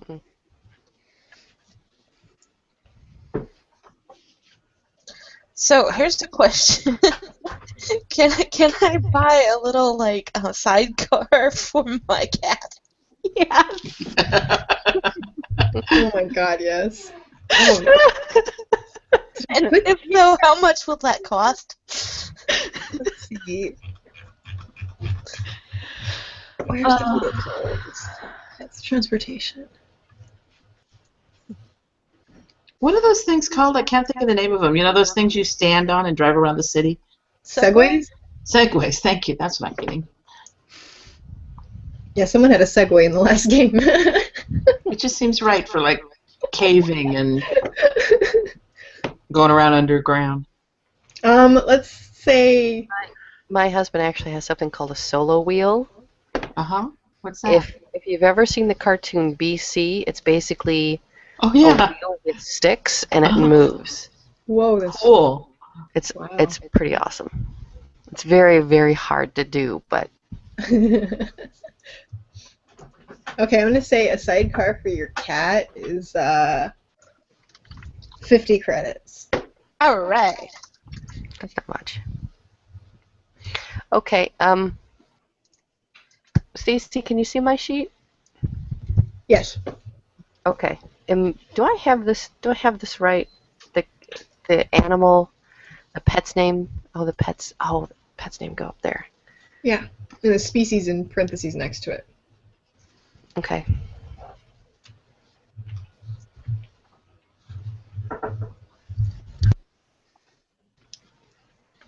Okay. But I have to. I have to pay for them, right? Yes. Okay. And that was 200. So the if I gave, I actually have a capuchin monkey named Maxine. I gave them a skill that comes out of my design points. No, that comes out. It costs 100 credits for one design point for your pet. So you can get as many Okay. as you can buy. Okay. So then the price I'll just add extra 100 for the design. And then in order to have an archetype, that costs 200. The monkey's getting expensive. Drop in the archetype. That was an easy decision.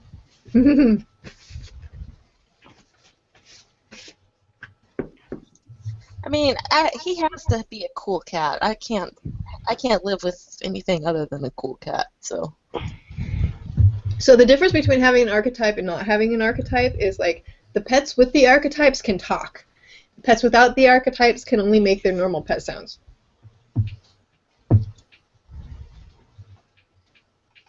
I suspect that over time, Xavier is going to have regretted getting a talking cat.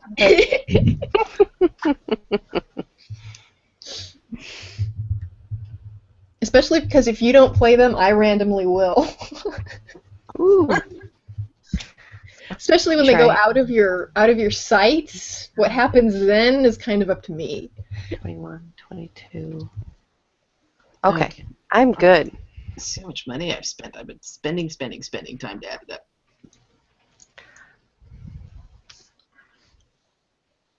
up. Grappling hook is very necessary. That's good. Good choice. Thank you. Or if you're talking to me, I don't know who else got one. I did too. So can I buy my pet? All of you have grappling hooks, except Felicity. She has a Savannah cat, okay? And I think she hasn't gotten to grappling hook yet. I think that's the only reason. You're going to be like, oh my god, you all have to have grappling hooks now. Can I buy my pet EMT kit? Sure. Can he use it? Sure. Okay. Great, your pet has the healing skill, right? Or no, he's an archetype. No, he's the healing skill. Right. Yeah, totally. Okay.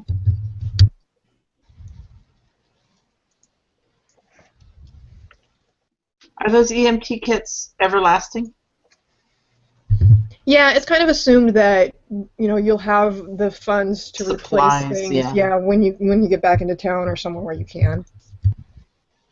If you're on like an extended exploration thing, you might start running out of supplies if there's lots of stuff happening. But for the most part, it's probably nothing I'll have to worry about. Okay. I'm gonna get a D6.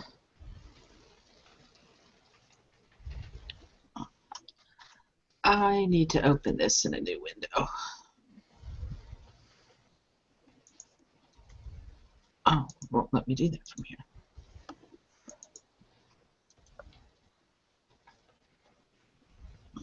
Oh, light source. We have to have a light source.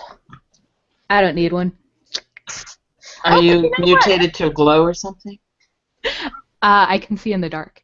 Oh, nice. Oh, I took it too.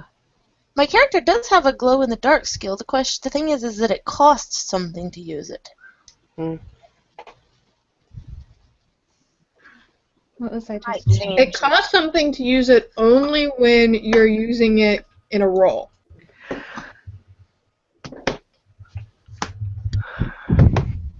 Stacy, can you link the... Oh, never mind. I'll do this. So he glows with a beautiful, faint lavender light. Mm. Well, it can be more than faint, but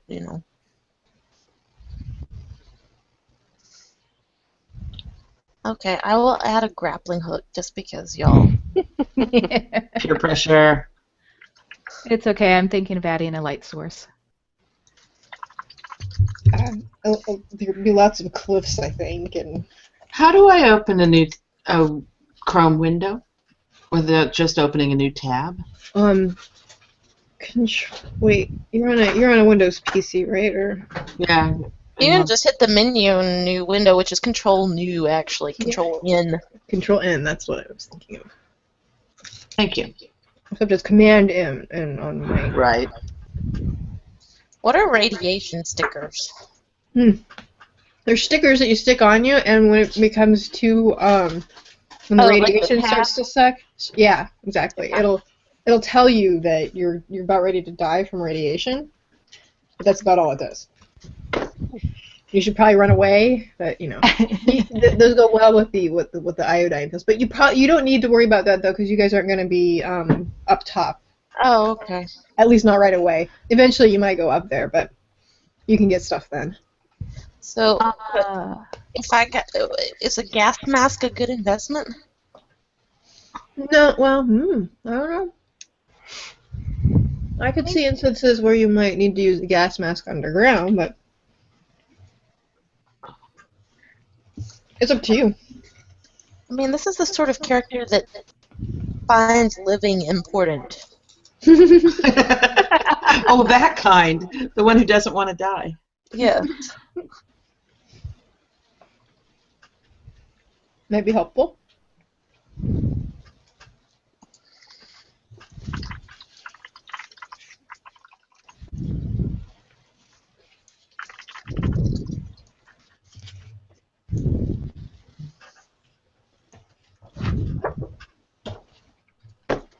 Okay, now I can open this stuff up more easily. Are the multi-tool and survival knife like mutually inclusive or exclusive? You can have both if you want overkill. Right, but I'm saying, is there like anything that I don't know.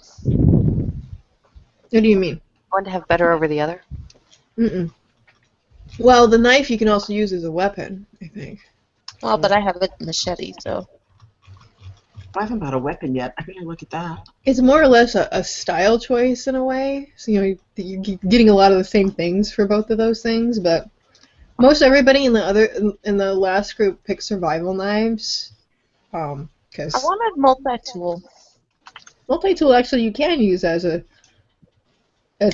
weapon too. I forgot. So yeah, actually one of them does D8 damage and one of them does D6 damage. So one of them does a little bit more damage. The multi-tool is bigger. Of course, I'm going for the multi-tool then. But okay. I'm role-playing a man, darn it.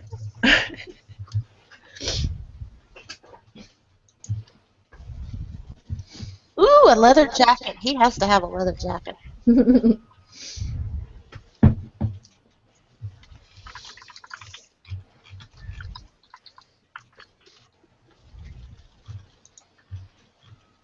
Plate mail, really? Those are just examples. You can use that if you want to. Or armor is a kind of concept more than it's like, real extra stuff. But leather jacket is can be specific, or football padding even is really specific. But yeah, plate mail is just an example of what would cost 5,000 credits and give you a D20 protection. It just seemed a little out of nowhere. That's. I know, right? I couldn't think of anything that was appropriately more modern but maybe like full combat. Yeah, the bulletproof combat Yeah. suit or something. Yeah, who knows? But if that's all you find somewhere and all you have is plate mail, then you might as well just wear plate mail. The question is, where exactly are you going to come across plate mail? I don't know. When a museum collapsed into the earth, and then there was plate mail. People go up. Traders go up top and scavenge stuff all the time. So like the technology that you have, because you have a phone, it's one of the ways that you actually connect to the Weird Bank, which is where you put all of your credits that aren't in use. your phone is telepathic and sentient, hopefully your phone likes you. Otherwise, it's kind of miserable. You don't get messages. Sometimes you get wrong messages. Sometimes it just says nasty things to you. So, you know. But, you know, you have your phone and your technology, there's really no mass production in the dark. It's not the ways to get between, there are ways to get between cities, but they're really, really treacherous and they're really, really difficult to actually make it through. So, you know, like big trucks aren't going to make it through there ever. So there's really no mass production. Basically, when you want a piece of technology, you need a phone, you go down to the local technologist and you tell them that the phone that you want, and they put it together either from parts that they've made there or from bits and pieces of things that they found up top or from whatever it is that you want it to in order to create your particular device that you want. So everything's pretty personal and locally sourced. It's artisanal. An artisanal Galaxy S4. It's like the ultimate hipster phone. Totally. So, Stacey, how much does my one-wheeled vehicle cost? Your one-wheel vehicle? What? My Segway. A Segway's a two-wheel vehicle. Oh, okay. All right. I wanted to get a ice axe if that's cool, and it can be used as a weapon as well. Okay. I think that would cost the same as. Wait, didn't we leave the tools, weapons pretty? Yeah. Be melee weapon. Yeah. And then it just depends on what you want to buy. Cool. You could have a D10 dagger if you paid for it. Just be the amazing dagger of killing. That's like poisoned. It eats their soul. It's like, I have the Stormbringer dagger. Let's go. So is there like a point in having like multiple weapons, like melee and long range, and like, I mean, It really depends on how you play. The combat in here, when there is combat, it'll likely be because you guys want to get into combat. You're not, well, yeah, you'll get surprised sometimes, but it'll be like, nah, you'll get surprised sometimes. I'm so not gonna say anymore. can he have a Gauss rifle? What? Gauss. Here, I'll link. It's a thing from a coil gun, essentially.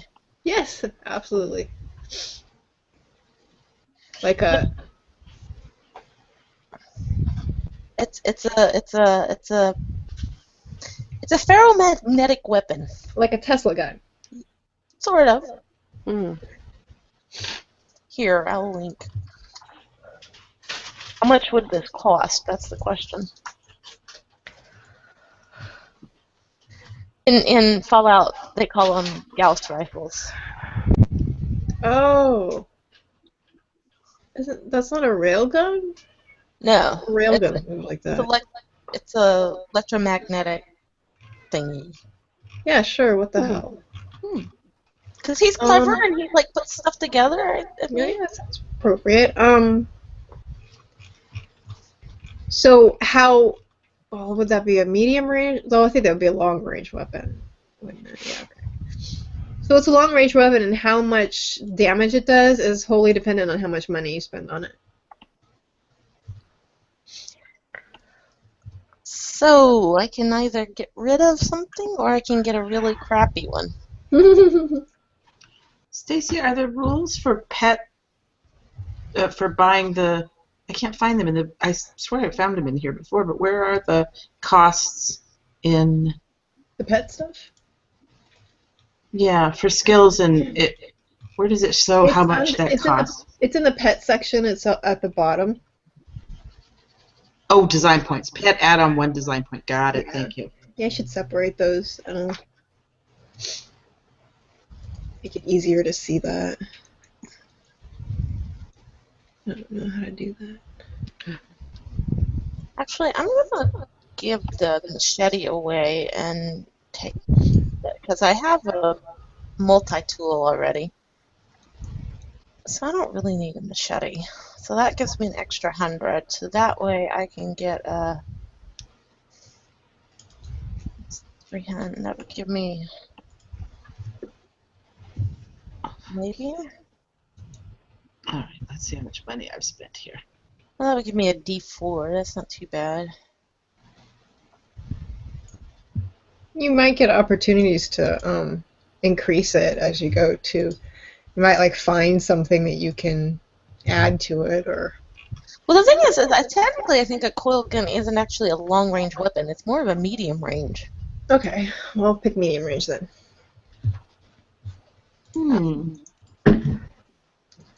Mostly because I don't think he has the energy to make it a long range. Okay, there you go. So, Stacy, I gave myself a padded lab coat, but I paid the same as the leather jacket, so that's a D4 soak, right? I mean, you just assume that you could do that and make it the same as the leather jacket. Yeah. Okay. Yeah. Whatever you want it to be is all entirely up to your imagination. That's just to give you an idea of what kind of protection it gives. Wow. I still have 500 and some odd minis left. Wow. I'm going to buff up my pet, I think. Give him another skill. I have 65 monies left.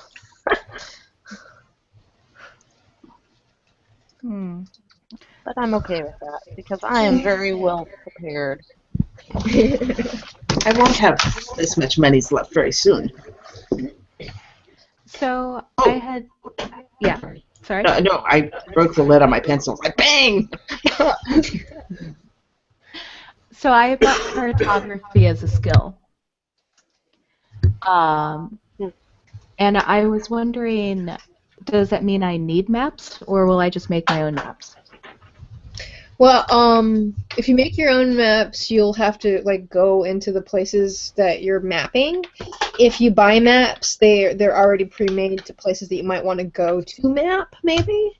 So it depends on what you want to use it for. So I can buy maps to see where the blank spaces are. Pretty much, yeah. Or right. or places that you've never been, or places that even to get to places that that don't have maps. I like that. So I'm buying maps too. Okay. instead of a technologist, I think he's going to be a maker because that makes more sense. I think because he can manipulate matter and stuff that would be useful. Makes sense. Because that doesn't limit what he can make.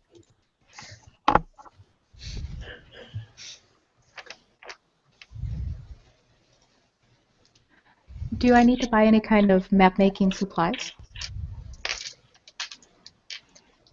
No, that's something you can just say you have. Awesome. The same with me for like my sciencey stuff, notebooks and pens and all that stuff is. Yeah. We have computers, right? So we probably do our map making or note taking on the computer. Yeah. I kind of like it being fluid like that, like not having to nitpick over. Me too. That silly stuff to me is like bookkeeping. Why do I want to do bookkeeping when I'm playing a game? Yeah. So can like manipulation, like people manipulation, be a skill? Mhm.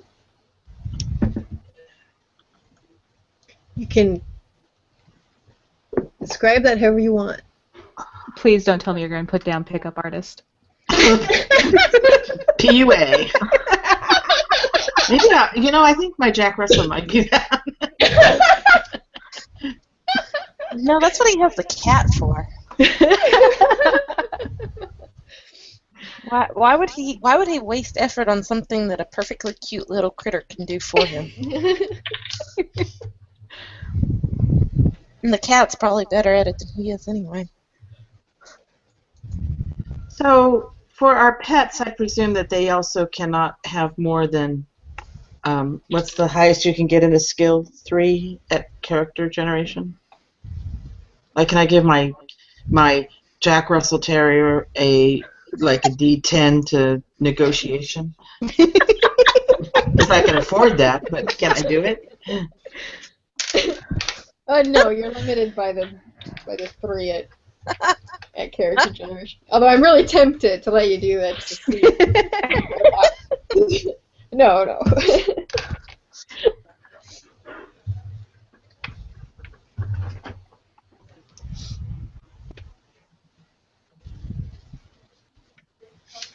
So it's after our stop time, Aw. but I'm not going to make you guys all stop if you want to keep finishing up. Yeah. I actually can't stay on for that much longer. It's 11 o'clock here. No, yeah, that's late. Gotta put the boy to bed. So, Aw. well, can I just quickly run down my character here a little bit? Please. I don't have a name yet. Cool one, primary maker, secondary trader. My skills: weird craft, sex, and there's a follow-up. Drink you under the table. I don't have a fourth one. I'm going to come up with something. Okay. For my mutations, a third arm, 6 fingers on each hand. For a non-roll mutation thing, horns growing, on from my head, kind of like going down. I'm intersex, and I can also see in the dark. Nice. I do not have a name yet. It's going to be something weird like, Chris, Robin, one of those kinds of things. I'll think about it. And I also have, Pat. It's going to be something like that. I'll find something. And I have a list of androgynous names, actually. I make lists of names because I have trouble coming up with names on the fly so that I can grab it. I actually have a list of androgynous names. That's awesome. Your character sounds amazing. It does. I love her. Him. It. What's the do you have a pet? Yeah, I have a capuchin monkey named Maxine, Nice. who's also cool and can do weird craft. Since I'm a maker, they can help me with fine tuning, Mm-hmm. and probably is close to my like Jiminy Cricket, Uh-huh. kind of thing. So that's what I was thinking. So, is there someone who is a trader? I am. Okay, so you're a trader and a maker, right? Mm-hmm. Is there anything somebody isn't? My Jack Russell Terrier is a healer. So we go back to. Let's see, so I've got We have an academic, an artist. I don't know. Do we have a farmer? Uh-huh. Academic farmer, healer, maker. Anybody a spelunker? I am. And technologist. Yep. So No. yeah, we're. No, I'm got- not a technologist. We have a Okay. technologist, though, right? So that's the only one that we don't have. So Oh, then I'll I think be a that's technologist. Okay, that's fine. okay. That works. Okay. I'm just trying to figure out what his major skill is, like the thing that he can do. That's the D8.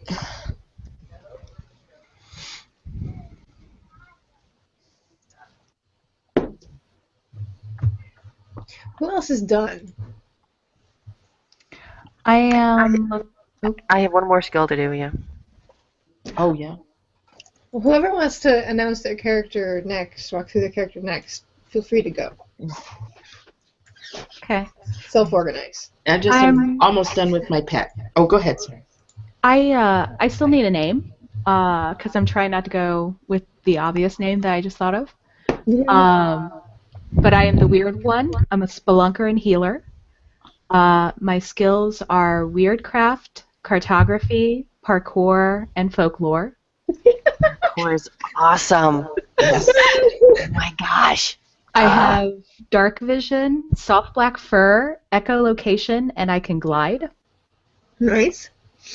And then ribbons. My ferret is a shy one. He has a soothing presence, is always around, and he can shock your ass. Yeah. Nice. Okay, Yeah. I think I have someone. So I have Xavier, who is modeled by Lebo Freeman, just saying. He is a clever one who is a technologist by trade and an artist by, well, that's really what he is, but you got to pay the bills. So, his skills, jack of all trades, because once again, artist. Are you sure? Which is his manipulation skill. Weirdcraft. He can do mind over matter. That's one of his mutations. His other is my body, the canvas, and he glows in the dark. He is clever, alluring, and tenacious. He has also spent all of his money. He has a pet named Rex. Rex the Savannah cat. Rex is a cool cat who is also a truffle cat, who is clever and alluring. So, there we go. Also, he has a scooter with a sidecar. Love the scooter sidecar. Also, Right. if you want, I don't quite have my pet done, but just You're the so last people know. one. Yep. I'm Charmaine Delancey. I'm a mad scientist farmer, and my skills are excellent navigation, and I took a skill in farming and animal husbandry because I want to grow up the weird animals and plants. I have weird sense, so I can find weird where it's out in the wild. And I have translation brain, and I'll probably take one more mutation, but I don't have it finalized yet. She is very clever and very nimble and not much else. Nice. Peabody, my Jack Russell Terrier, is a bumbling one, which gives him creative problem solving, which means he gets all the particulars wrong, but he comes up with the right answer. And he is an excellent healer, and he has good negotiation and bartering skills.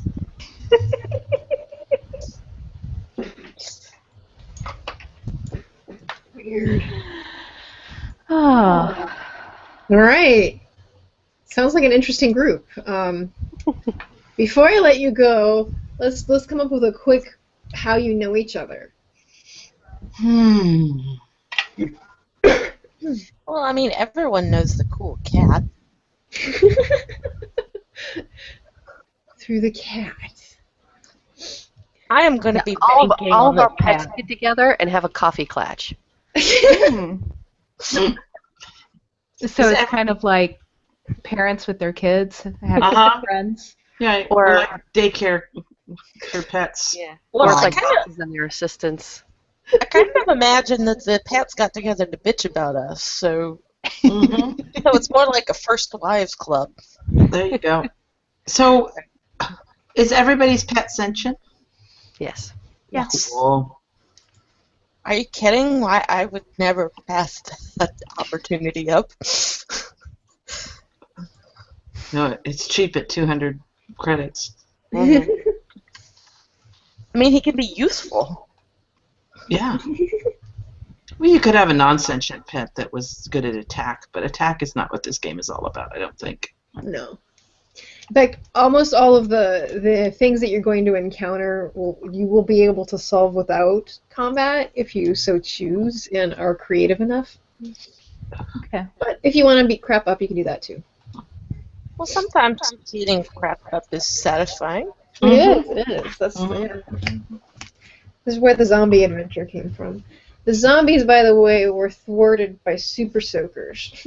That's right. I remember that now. Okay, well, I have to get along. It was really nice meeting you. Yeah, nice to meet you. Nice Um, to meet you guys. Sorry to miss the first however much and missing the last little bit, but we're playing next week? Yes. Are we going next to week. continue? We're playing next week. 9 o'clock, or same time? Same time. I'll send Okay. out an event probably today or tomorrow. Okay. Cool. Good night, everyone. Bye. Bye-bye. All right, I have to finish up this pet. And I'm going to stop broadcasting since I think we're Bye. kind of tying up. So everybody say goodbye, Internet. Bye, Internet. Internet.